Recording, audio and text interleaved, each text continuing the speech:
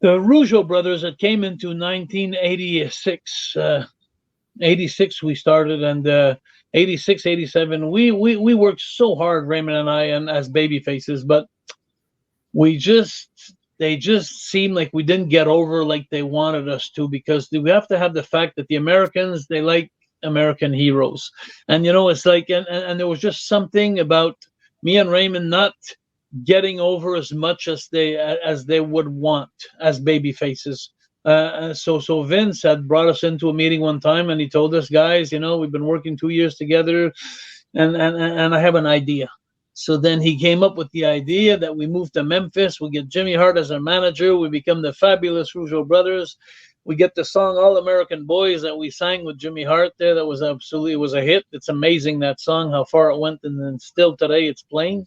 When I go to Comic Cons, people get in line and we don't like heavy metal, we don't like rock and roll. All we like to listen to is Barry Manilow. Hey! And then people are singing that "We're All American," and it's funny how that song stuck to people. And so Vince initiated that turn, and it was the greatest thing that ever happened to us, because and I remember my father. It was funny because my father had told me when I was very young, at a young age, I was very cocky when I was young. I was a go-getter, and I was like, I'm going to make it to the top no matter what it takes. And I pushed my way up, and I told my dad after like 3 years, maybe, I thought I was really good. And I told my dad, I said, hey, I'm getting pretty good now. And my father looked at me and he told me, he says, you know what?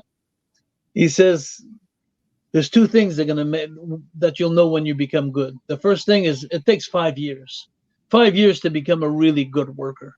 And then the second thing is you'll never be a good worker until you work heel.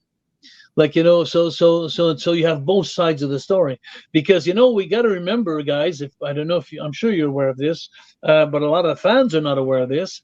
But all the way up to the 90s, no, to the 80s. I'm sorry, like in the 70s when I started in the 80s, and we'd get in the ring, and the heels would call the match.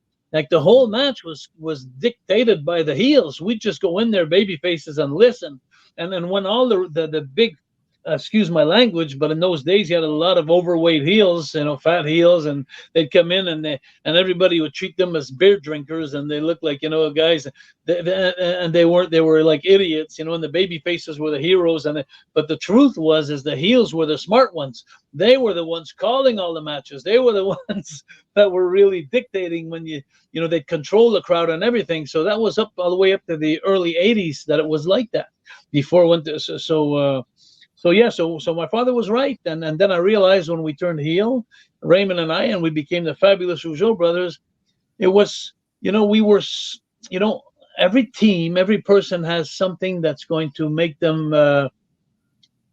pull out of the lot, like come out of the lot, of just make them different. And one of the things that Raymond and I, we just specialized on was like cheating behind the referee's back, where everything we did was so sneaky. Every time the referee would look at us, we'd be like clean cut guys, they're respecting the rules. But as soon as they tune her, and we'd have ways of going to make the other baby face come in and interfere, where the referee would go with him, and then we'd cheat behind his back. And when the referee would turn around, we'd be clean, changed, did the wrong guys in the ring and everything. And we'd look at the people like, hey, we tagged, didn't we? And then the people get pissed off big time because they knew that the referee didn't see it. So what it would be like in those days, where we wouldn't put the heat on the referee. So where everybody would say, you dumb, stupid referee, because we were so fast and so quick behind the referee's back, people didn't blame the referee. They just blamed us for being no good, for being so. So that's the thing that Jimmy Hart says today, even when we meet him. He says, out of all the teams I've had, you guys are the best team that knew how to get heat behind the referee's back. And I think that helped us tremendously as the fabulous Rougeau brothers. Who came up with the idea for the classic minuscule little American flags? That was pretty much Vince, I think, and Vince. But at the stage, of there, I think that we could have done it too. Jimmy Hart could have done it, because now the initial turn was Vince, but then after that, we loved the gimmick so much that we were all putting ideas and putting some like the suits and the capes and the everything that came to song. It's actually Jimmy Hart that came up with the idea of doing us a song, and so I think it was a teamwork. it was at that point in time, like everybody was putting their 2 cents in and making it the best thing possible. And we had so much chemistry between Jimmy Hart and us. It was like amazing.